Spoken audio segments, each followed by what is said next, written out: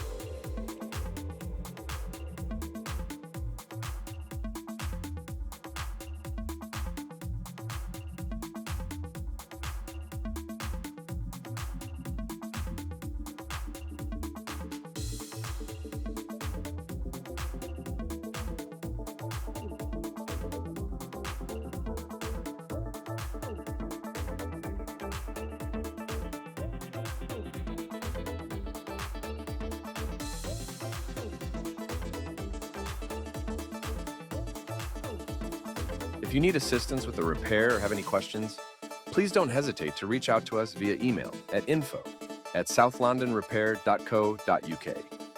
We're here to help. Until next time, take care.